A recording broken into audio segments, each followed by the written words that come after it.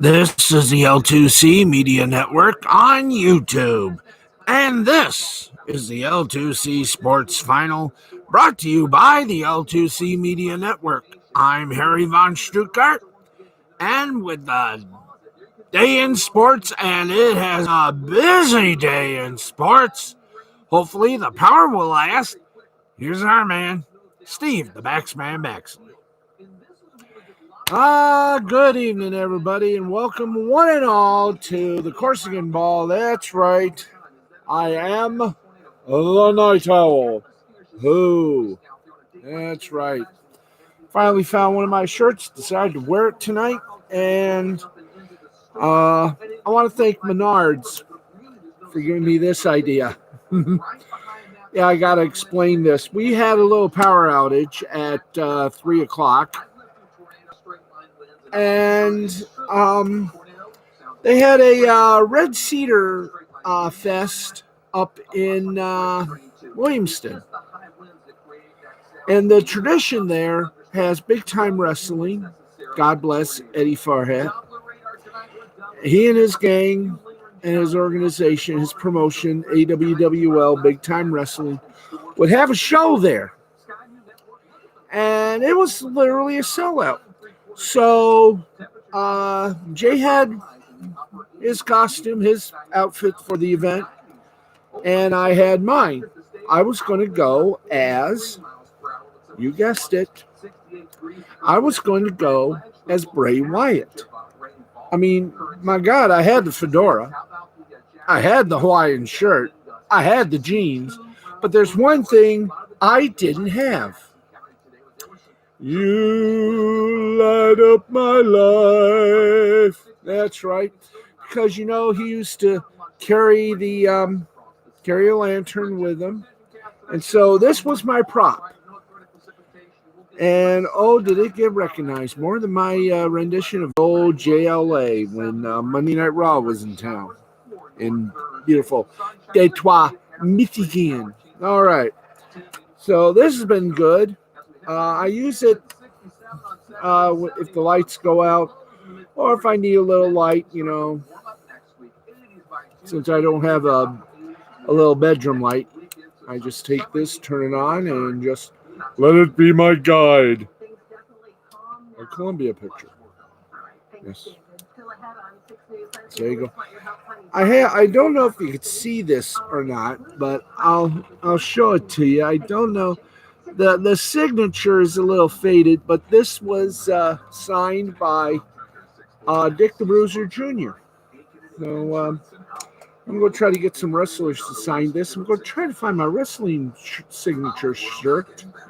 So, I got to tell you, I really am enlightened by this. Okay, enough of that. You didn't come here to hear me. You came for the sports news. And as Harry said with emphasis or emphaticism, ladies and gentlemen, boys and girls, we got a loaded show for you. Woo! Yes, indeed. Oh, yeah, we got a loaded show for you tonight. Yep, we do. We do. Yes, indeed. So, folks, let's get a little funky with a little, let's get a little funky here. Yes, there, little. All right. Now, if you read my Facebook page, if you're not a friend of my Facebook page, come on, be friends. Friend me on Facebook, friend me on Twitter, friend me here on the tube. Anyway, we reported developing story that the fallout from the protest of George Floyd, protest of the systemic racism and police brutality that occurred, that things were going to change, and yes, they did. Cops was canceled. by Paramount Network. Total of 32 years it was on the air. The first 25 was on Fox, but that show has been canceled. A&E has pulled Live PD and is reassessing it. WGN America has said they're not going to renew the airing, the old repeats of the old Cops episodes after its contract is up on the last of June, which is let me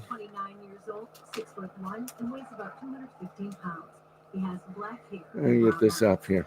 I know we got sports. June 30th, the contract runs out. Of course, WGN America will be the home of the first ever nationwide live 3-hour news program called News Nation. We'll talk more about that on Friday on Last Call Cafe.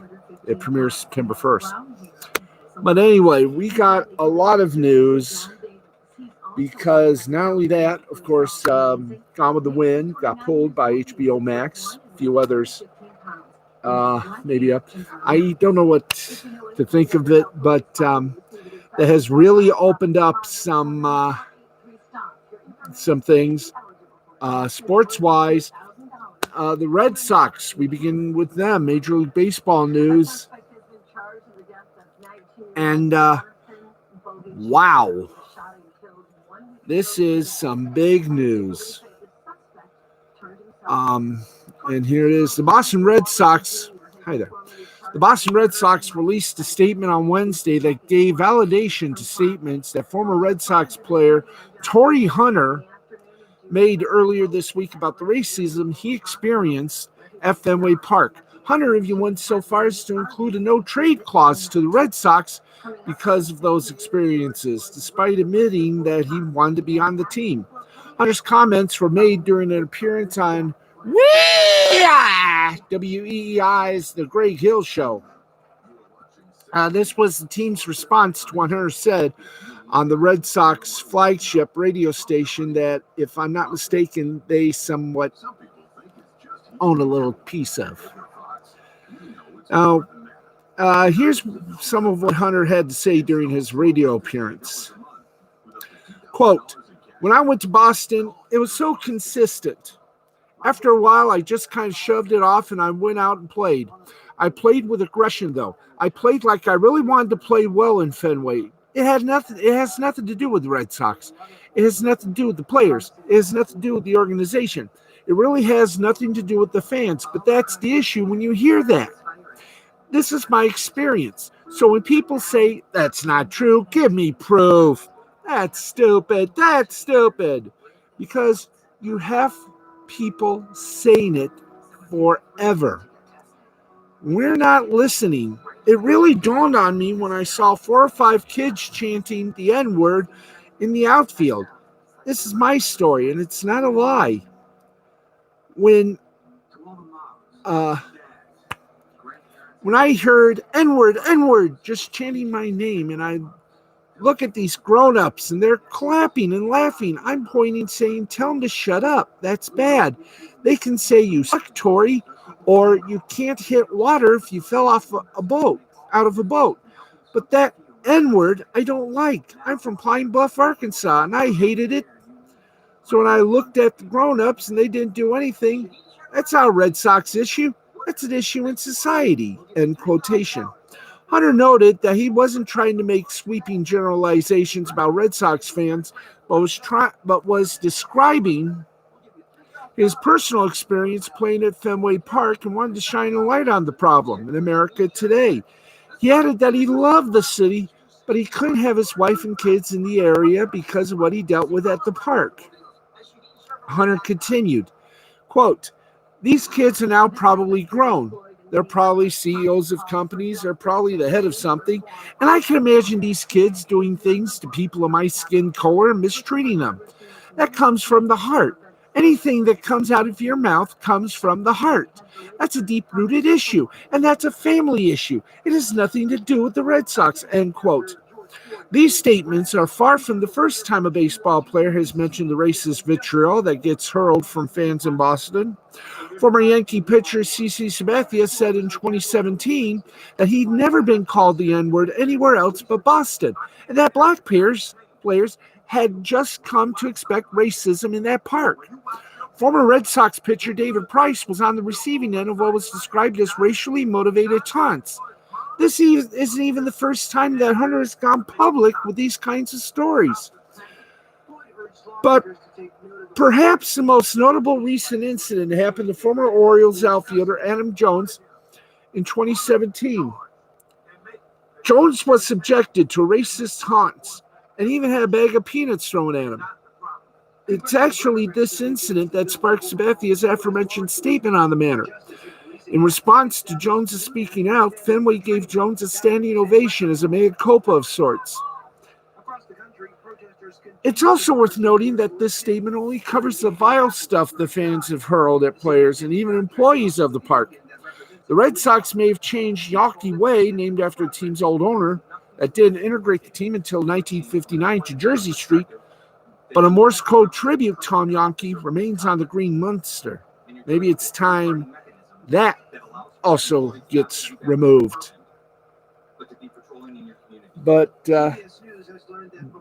that's not all, kids.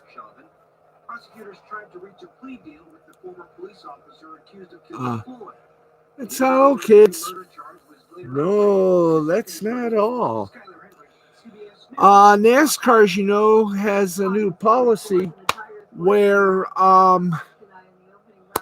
the Confederate flag has been banned.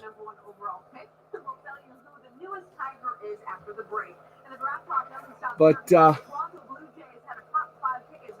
well, NASCAR driver Ray Cicerelli announced on his Facebook Wednesday that he intends on leaving the sport at the end of the season.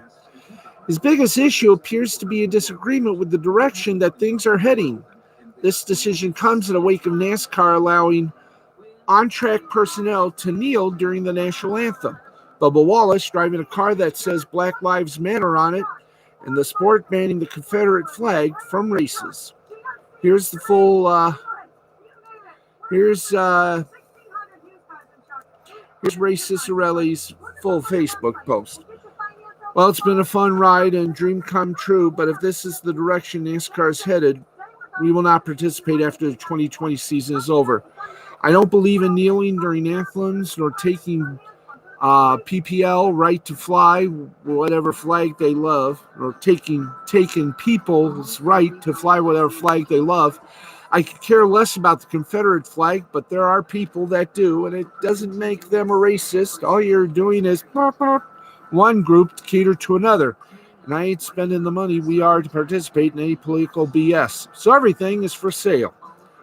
End quotation. Cicerelli is a part-time competitor in the NASCAR Gander RV and Outdoors Truck Series, driving the number 49 truck. Through 18 races over the span of 3 years, he has had one top 10 finish, along with no wins and no poles.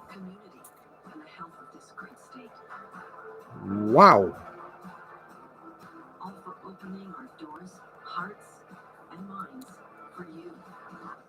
That is just a... I'm going to have something to say about it. I will tape my segment of... I've got about a total of 5 segments of my broadcast. My commentary on Steve Exley is something to say, and I think one of them is about what's going on with all this change, all this good or bad. I've got to take my stand, and I will. So hopefully you'll be listening or watching. It'll drop tomorrow night. See, actually, something to say. New episode tomorrow night. Thank you. All right, let's do a little shimmy, do a little shake. Duke and Baker's Major League Baseball started its draft. And shock of shocks, the Tigers had the first round draft pick. And are you ready for this? In the first pick of the 2020 Major League Baseball draft, the Detroit Tigers took Spencer Torkelson. A right swinging slugger, Torkelson has been widely regarded as the class's best hitter. And oh, baby, we applaud that pick. Major League Baseball did a great job kicking off its 2020 draft on Wednesday. And as we said, second time in 3 years, the Tigers had the first overall pick. And they used it on Arizona State first baseman Spencer Torkelson. And wow. Here's what our friends over at CBSSports.com wrote at the time about Torkelson. He walked in 31 of his 82 plate appearances during the abbreviated NCAA season. He still managed to improve his career homer count to 54 and 498 at-bats. He has the requisite eye strength and barrel control to profile as a quick-moving thumper.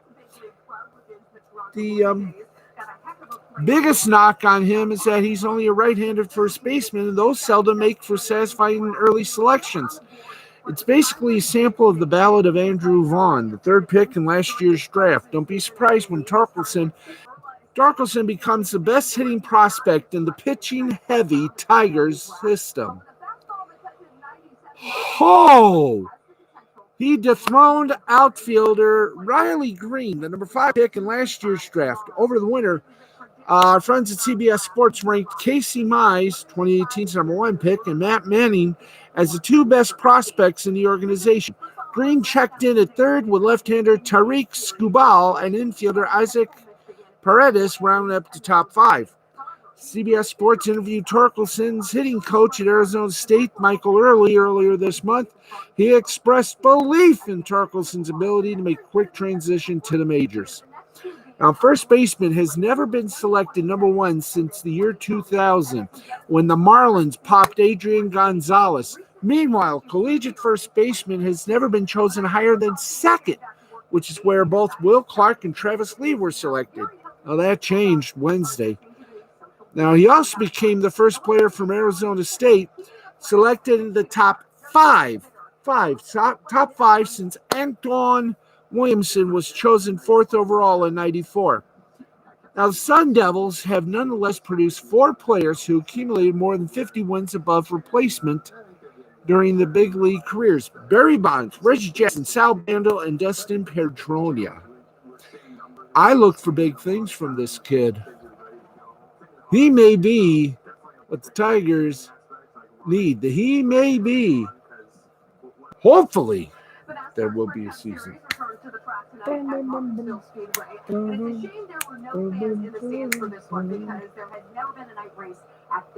Oh, I tell you. This is fun. Okay, let's keep going.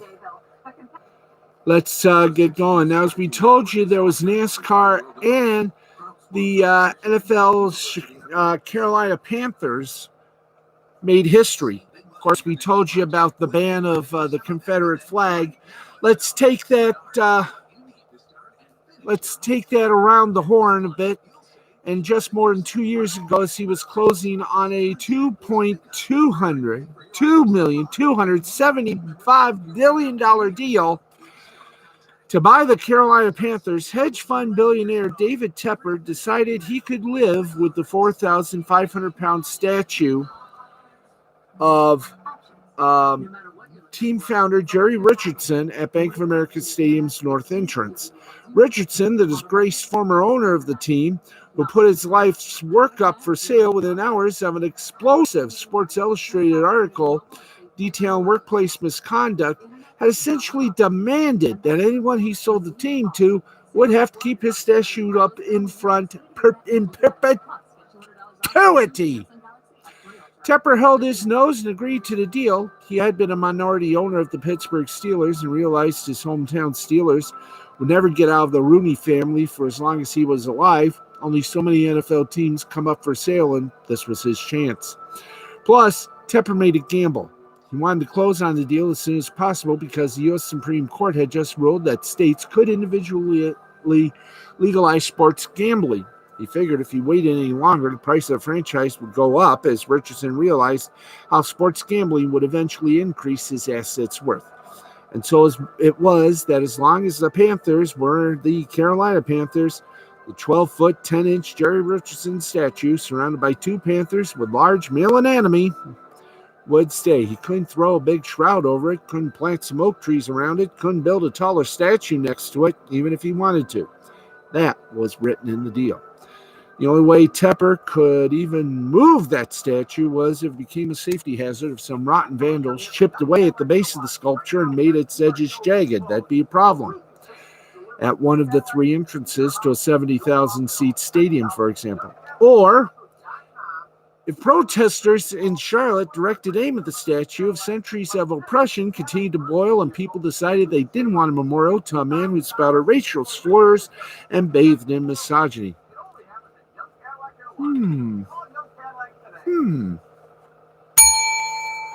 What do you know?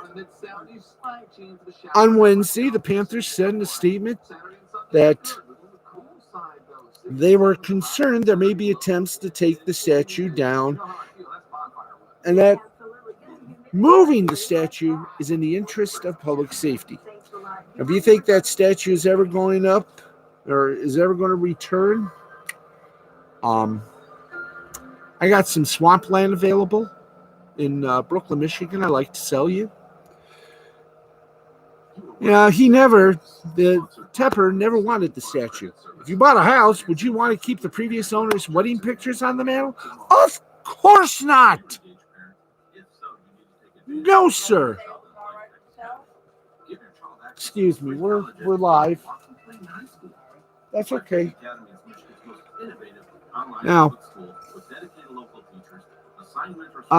Charlotte has only had one night of destruction since protests began weeks ago. It hasn't gone on fire. No anonymous anti-fascist groups were applying a statue takedown anytime this week. Still, Tepper can reasonably get away with this excuse at this moment in our nation's history. To be sure, Jerry Richardson is not Derek Chauvin, the former Minneapolis police officer who is now charged with second-degree murder in the death of George Floyd. Richardson does not directly represent the power structures that have allowed and enabled police brutality against black people. What Richardson does represent and what he lived is a system of abusing his power, of committing multiple acts of sexual harassment against female employees, and using a racial slur directed at a black scout, according to a Sports Illustrated report from 2017 that was never refuted by Richardson either publicly or in an investigation by the NFL. Now, 5 workers. The process of removing and securing Richardson's statue took about 32 minutes. 5 workers in reflective vests began by looping straps around Richardson's chest and arms before a crane hooked up to one of the loops. The workers then sawed and pried at Richardson's feet on the 4-foot pedestal before Richardson began floating towards a flatbed. He was lowered down easily, the crane lightly placing him on his right side before softly rolling him over flat on his back. A black man in a pink shirt and hard hat guided the crane operator the whole time by signaling directions with one hand while steadying the statue at Richardson's left foot with his other. This wasn't the sort of foot rub Richardson envisioned. And I'm going to have to throw bye-bye. Thank you on that. Okay, but I got to tell you, folk, and I'm not wrong in saying this, I'm glad he's gone. I'm glad of that. I'm glad. I am glad. Yes, I am. Glad he's gone. But I got a lot of things on my mind. I'm going to wait on my YouTube commentary positions on that to weigh in on all this. I believe in progress. And, so I'm going to tease on that one. Okay, now some NBA news. And remember, we're getting very close to that big moment when the NBA returns, albeit without fans and in one location.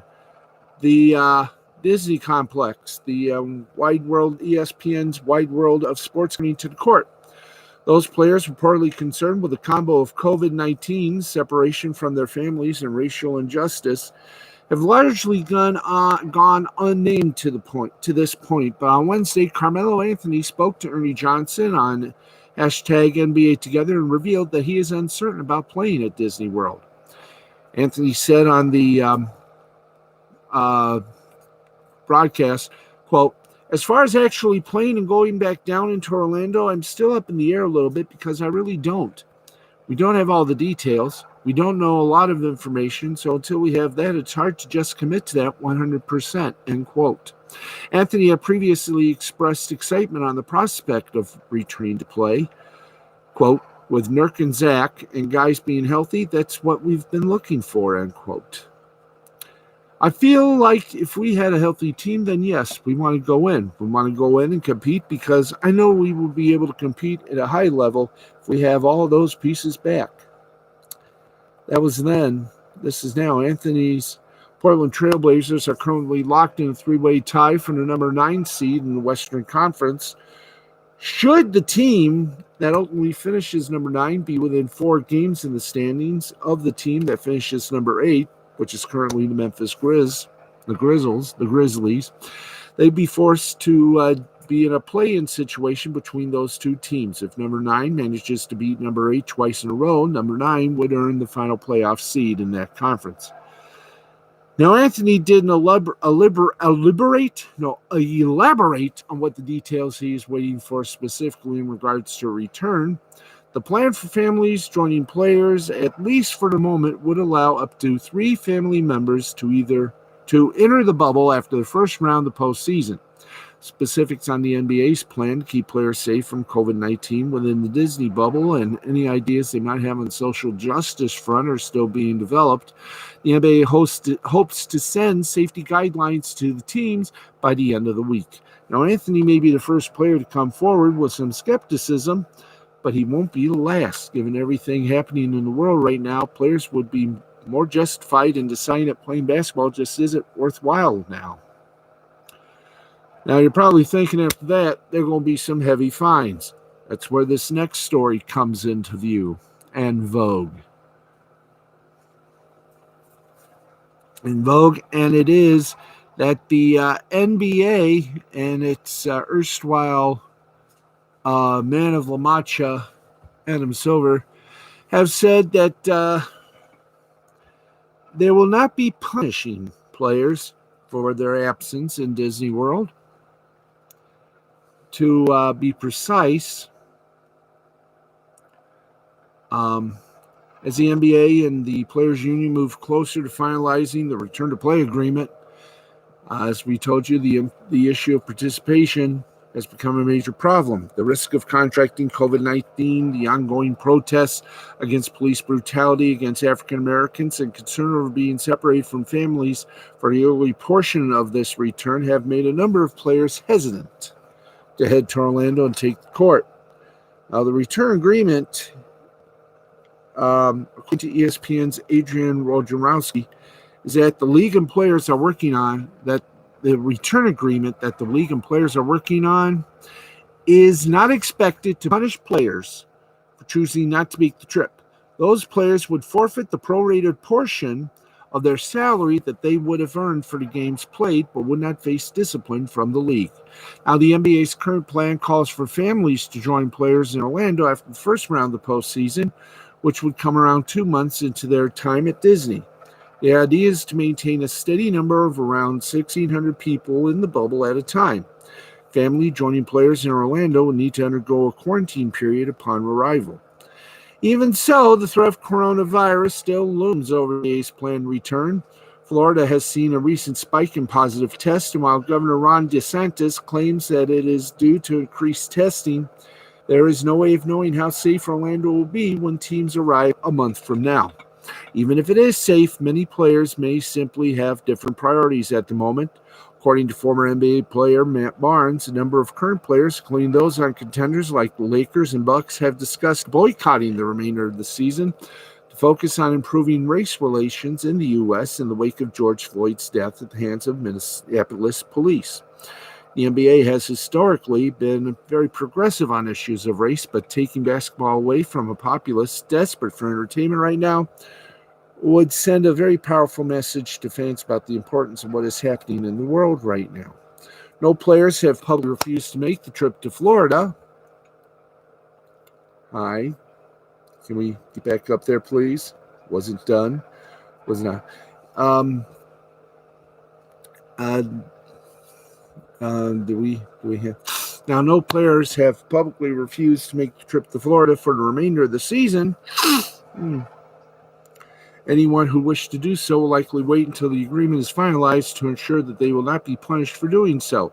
While both players and owners have billions of dollars on the line with this potential return, it is simply a matter of fact that there are bigger things than basketball happening at the moment. While the league would likely prefer to have all of its players in Orlando, it seems to understand that their focus may be on more important things, and we got to agree with that. Indeed. That's the NBA report right there. Okay, a little reminder tonight. Let's do a little publicity fandango, a little promotule, if we can. Tonight on Rakita Law, on Lost Blaming the Interwebs, there will be more on the subject of where is the little butterfly thing here? Is this it? Tonight, join Nick Rakita, and this must be a Drex moment.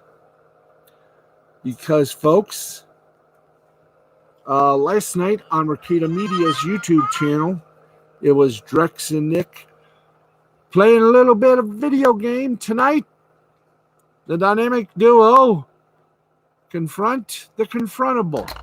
Oh, and I almost broke the cherished remote.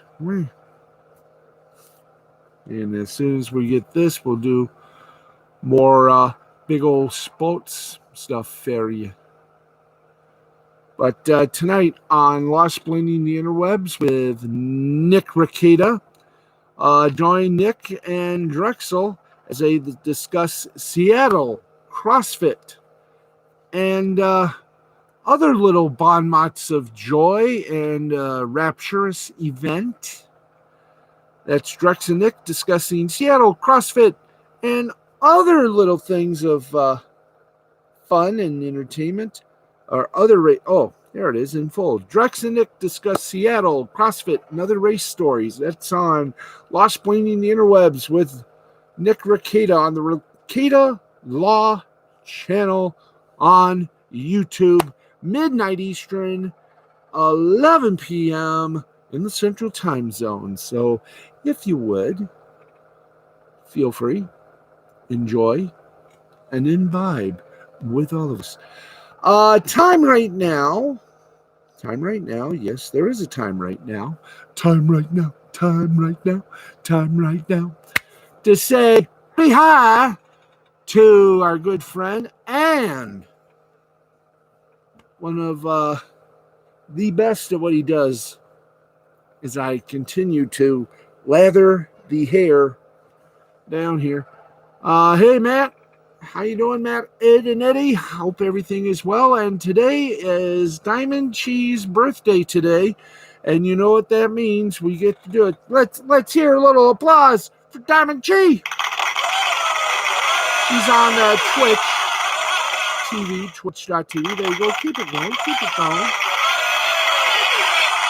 Yes, that's right. We show a little respect and a little enjoyment. Let's go here. Hee-haw. One more time. All right. What other one can we use here?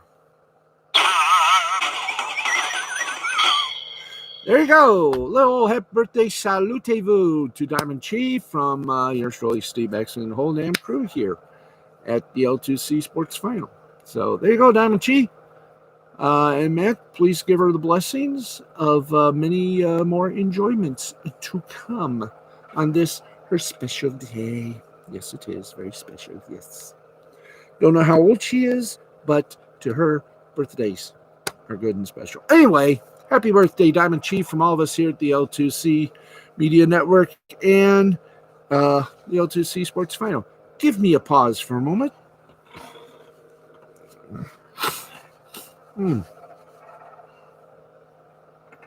Had to clean the schnoz here for a second. As you can see, the hair continuing to grow. I'm going to be washing it like a mofu these next few days, as I am going to go and get it sheared back to its short and very lovely thing. I may tomorrow show up, if it's long enough, I may show up with 2 bows right there, but no. Anyway, there we go. Man, I tell you, tonight, like I said, we were powerless tonight. Hope everyone else got your power back in places like Lansing, Jackson, a few places in West Michigan and all over Mid Michigan. And if you're having rotten weather, condolences. Your weather's going to be good someday. Ours is Okay. Have we done that? Yeah, we done that. Oh, goody. Okay, we go forth and enjoy the warmth and the love that is sports by giving you more stuff. That's right. We're taking it to the limit one more time. Okay. 11:48 p.m., but on our level here, we have, we're at 37 minutes, 40 seconds, so we continue on with the broadcast. Let's give you a little look-see at our friends at Awful Announcing, what they are doing, saying, laughing, launching, loving. That's right. So, here we go, and I'm going to say it. I'm going to say it again. Tigers did good in the draft. Member of the Speak for Yourself, a show that he created. Well, Fox Sports has officially announced the hiring of Emmanuel Acho, who co-hosts Speak for Yourself with Marcellus Wiley. By the way, I have not heard yet if Lock It In is going to come back. Now, that was Fox's first foray into sports betting shows live.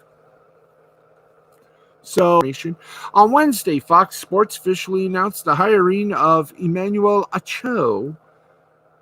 That's right, another big steal from Bristol. That's right. Acho revealed that he auditioned for Speak for Yourself back in 2016, but he didn't get the gig. On their release announcing the hiring, Fox noted that Acho will co-host a revamped version of Speak for Yourself with Marcellus Wiley beginning on June 22nd. Acho will replace Jason Whitlock, who left Fox after his contract expired last weekend on the show. This week, Acho garnered widespread attention and acclaim for a series, Uncomfortable Conversations with a Black Man, which featured Acho and Matthew McConaughey in the second episode. Going from Whitlock to Acho sure is a significant change for Speak for Yourself, and it'll be interesting to see what the show looks like in 2 weeks. Acho is a different animal. Hi there. From Whitlock, in many ways, clean age, background, TV experience, not to mention the viewpoint on various hot-button topics. And the show's longtime viewers are likely in for quite a change. So stay tuned for that. FS1's daily schedule is still returning to normal following the COVID-19 shutdown, while Undisputed and The Herd have returned to broadcasting from Fox Studios, first casting remotely While NASCAR Race Hub has been a hybrid of studio remote broadcasting, Lock It In, which we personally love because, well, uh, Jimmy Kimmel's Uncle Sal is in it, still hasn't returned to the airwaves with, minimal live sports to bet on, and is posting remotely created videos on social media. Oh, that's going to be an interesting. I hope it does come back, damn it. We need some fun in there. One show that I wish, and I wish, and I wish Fox Sports would bring back, and I know I have preached this and preached this, but I'm going to do it again. And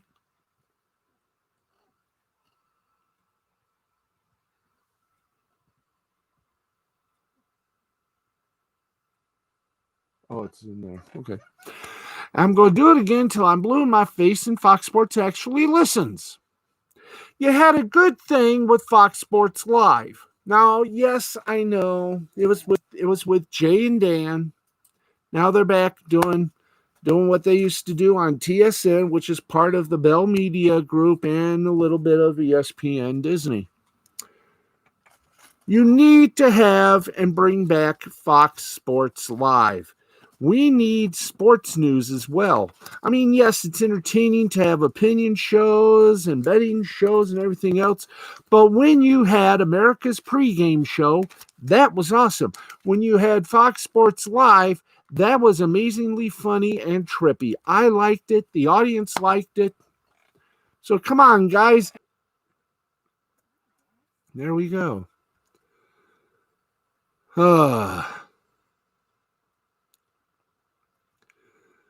Okay, what else we got here?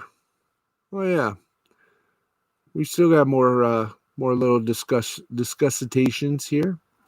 So let's go hand in hand. That's about the only thing that was of interest. Let's go hand in hand to the scoreboard. That's right. It's time to go. It's time to go to yeoldscoreboard.com. Get you ready for everything and anything imaginable. So, we can. Oh, brother. We hit the wrong button, boys, so we got to do this. There we go. Let's down. Thank you. Okay, let's get to the scoreboard, shall we? And then we'll get to do some shout outs, and we say bye-bye for the night. Bye-bye for the night.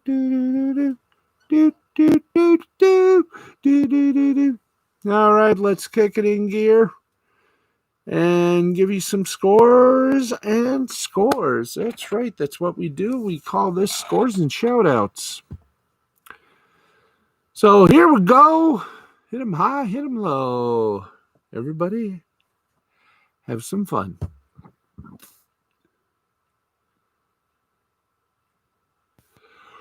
Oh, boy, I tell you. All right.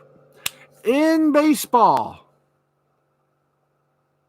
You're kidding. No, I'm not. There we go. Okay. In baseball, we don't start with them yet. Okay. I love this, don't you? Yes, the computer has its own mind. That's scary enough as it is. But they come to you. And here we go. Let's go with soccer first. In Austria, the Tampico Bundesliga Championship Group, Rapid Vienna over LASK 1-0. Hartsburg over Wolfsberger AC 4-2. Salzburg over Sturm Graz 5-1. Costa Rica Premier Division Class, San Carlos over Grecia 5-2. Alajuelense and Jicaro tied at 2. Verdano and Zeldin tied at 1. Universitarios over Saprissa 2-0. One game still in progress. Cartaginés. Now it's a final. Cartaginés and Guadalupe ended up in a scoreless tie. In the Czech Republic, It was Seski Bujovic over Teplis 3-1. Jablonic over Karvina 1-0. Sigma Olomouc 2. Maida Bolasov 0. Ostrava and Slava Prague tied at 2. Plzeň over Ziln 3-0. Pribaram over Liberec 2-1. Bohemians 1905 defeated Slovako 2-1. Sparta Prague over Opava 2-0. In Hungary, the OTP Bank Liga, it was simply a masterpiece of ties. Pax and Ferencváros 2-2. Polis Academy over Kavar 2-1. And Divik and Zala Egerzegi tied at 1. In Poland, the Polish soccer, Wisla over Rakow 3-2. Slaks Wrocław over Wisla Plock 2-1. Lega over Arka Gdynia 5-1. Jagiellonian over LKS Lodz 3-0. We got some World Cup action. We're just going to give you some of the scores, not all of them. If you want all the scores in the club friendly, just go to scoreboard.com. Khartoum wiped out Fishan Khan Ho 6-0. Slava Prague B defeated Plzeň B 5-2.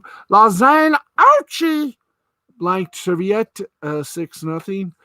Alves over SJK 2-2. Luzerne lost to Lausanne 5-0. Brentford over Arsenal 3-2. Coca-Cola over Jaro 2-1. Lucian over Balmund 4-0.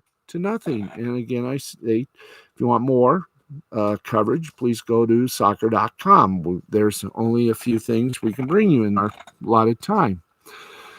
Oldenburg in Germany basketball. It was Oldenburg over Gotten 80-62. Krasnil Merlins over Ulm over Krausheim Merlins 92-80. In Nicaragua, the Torneo Carlos Ulloa playoffs. Matagalpa 79, San Isidro 75. In baseball, quick as a wink, Japan NPB preseason, the Trinichi Dragons defeated the Chibalate Marines 10-4, 10-14-1 Dragons, 4-9-1 Marines. Nippon Ham Fighters over the Yakut Swallows 6-3, 6-9-1 Ham Fighters, 3-7-1 Swallows. Cebu Lions and the Rakuten Golden Eagles ended up in a 1-1 tie, 1-7-0 Lions, 1-7-1 Eagles. Yokohama Bay Stars and the Yomiuri Giants also ended up in an 8-8 tie, 8-8-2 Bay Stars, 8-11-1 Giants. The York Buffaloes defeated the Fukuoka Silverhawks 7-5, 7-10-0 Buffaloes, 5-10-2 Hawks. Hiroshima Carp over the Hanshin Tigers 15-1, 15-17-0 Carp. Oh boy, I'm just leveling the commercials. Hi there. I'm sorry, but I wasn't finished yet. Go back. Thank you. Welcome to the 11th. Come on. I want to finish this, get to the shout outs, and get lost in the world here. Okay. Hiroshima Carp over the Hanshin Tigers, 15-1, 15-17-0 Carp, 1-6-0 Tigers. In the first inning, the Yomiuri Giants and Yokohama Bay Stars are just underway. Goose Egg City. The South Korean Korean basketball. I'm running again, aren't I? Yes, slow down. South Korea, Korean baseball organization. In the Ultimate Mercy Rule, Kia Tigers defeated the KT Wiz Swan 10-0 after 5 innings. 10-7-0 for the Tigers, 0-3-1 for the Swan. Lottie Giants obviously didn't realize that there was a mercy rule in KBO baseball. Lottie Giants over the Hanwha Eagles, 12-2, 12-14-1 Giants, 262 Eagles. Doosan Bears over the NC Dinos 9-1, 9-11-0 for the Bears, 170 Dinos. Samsung Lions over the Kiwoom Heroes 4-1, 480 Lions, 141 Heroes. Taiwan CPBL first stage action. China Trust Brothers over the Fubon Guardians 6-5, 6-10-1 Brothers, 5-5-1 Guardians. Uni Lions over Rakuten Monkeys 11-2, 11-14-0 Lions, 2-10-1 Monkeys. In the minor league version of CPBL in China, not China, Taiwan, slip. Apologies to Taiwan. You are your own people and your own government. Fubon Guardians, the sequel over the China Trust Brothers sequel, 6-2, 6-8-0 Guardians sequel, 2-3-1 Brothers sequel. And the Rakuten Monkeys blanked the Uni Lions, both sequels, 7-0, 7-10-1 Monkey sequel, 0-5-1 Uni Lions sequel. And that's it for that. Not much on the esports, so we leave our brethrens of esports to their livelihood. Today and Matt has reminded us that today 4 p.m. Eastern the PS5 event begins, and he is excited as hell. So are we. And Matt will have a lot to talk about on Friday. Might have something to talk about tomorrow as well. So stand by, stay tuned, and enjoy. I'm going to miss this long hair. Not. But for those of you that have long hair, you got a brother. You got a supporter. I now know how you feel. I love and respect all of you with long hair. Okay. Said that with truth and honesty and everything upon it. But right now, you know what that means. After do the scoreboard, what's next? Simple. It's time for a little high, a little low. Hello, everybody. Let's see some hellos, folks, to our friends on the lounge. That's right. Let's do this rapidly, folks, because there's a lot of things we can do. We say hiya to Brenda Dixon, Jessica Cruz Avila, Sabrina Kyle, Geraldine Richards, happy birthday, my friend. We also say a big old how to do, Mr. Richard Pickerel, Michael Pickerel, Tony Pickerel, and Yvonne Pickerel. We also say a hi there to Yuki Tanaka, Anne-Marie Mann, Jay the Brain Man, Matthew Nichols, Jerry Nichols, Nancy Nichols, Angela Peterson, Christina Peterson, Bobby Langford, Chad Kaminsky, who else? Samantha Phillips, Samantha O'Neill, KCN, Monica Cram, Gary Cram, Charlene Jeter, come on up. You're the next contestant on The Price is Right. Hello to Claudia Treos, Stacy Hayes, Amy Hayes, Frida Hayes, and Morris Hayes. How you doing? I love that dramatic pause. Hello to Sabu and his lovely companion, Miss the Jeannie. How you doing? And of course, a big hello. How big of a hello? A big, exciting hello to Melissa Coates. How you doing? Chris Lewis, Chris French, Bobby Strauss, Jeremy Coates. Yes, indeed. It's Coates, and Coates galore. Everything from head to toe. And even on the bathroom floor. We all do. A whoop-de-woo. Whoop-de-woo. Anyway. Apparently our Facebook Foularoo is doing a little hoo-ha. So we'll do it this way. Anthony Pickerel, I've already said. Yvonne, Christina, Brenda. Alan Oberoff, how you doing? Brenda Gowinski, how you doing? Stuart Wilkerson, hi. Mario Lou, how are you? Amy Hayes, I've already said hello to all the Hazeses. Crystal Hart, Heather Dibble Austin. Hello, Kimberly Wells, Bush Cassidy Jr., Robert G.R. Monk, Monica Cram, Marley Wiley, Jeff Rollo, the big enchilada himself. Blind Lemon, George Templeton, Nellie K9, Mrs. Nellie K9, and Insipod. We say hello to Manuela Mashigani, Andrea Isom, Tyke Prado, Sandra Douglas, Vanessa Douglas, Sabrina Kyle, Ralph Gautier, Brendan Metzler, Rihanna Johnson. We also say hi to Stephen Miller, Myra Baxley Duhan, Dwight Duhan, Sarah Beth. How you doing? Keith Goodwin. How you doing? Brian Mann, Linda Miller, Betty Osterhaus. We also say hi Joseph Radcliffe, Regal Flores, Eva Hewitt Duke, Michelle Townsend, Susan M. Harold Bickford, Paul Kowalski, Richard Kennedy, Wesley Snell, Jeremy Coates, Arlene Boyd, Morgan Dunlop, Randy Sheets, Dave Ronziles, Paul Sawinski, Dale Sankey, and Brian McFeeters, Chris Parnham, all my friends on Facebook, Twitter, and the Gram. All for you, the home viewer. Okay, kids, that is... I want to thank you, bless you kindly. Thank all of the chatters for joining us on this fun fiesta we like to call the L2C Sports Final. We remind you, tomorrow we are live again, 11:10 p.m. Eastern. Please tune in.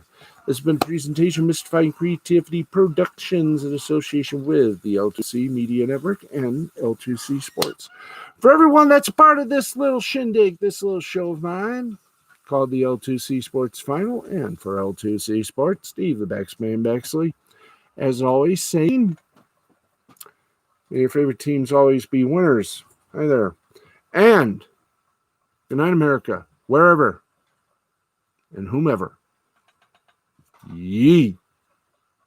Maybe. See you tomorrow night, everybody.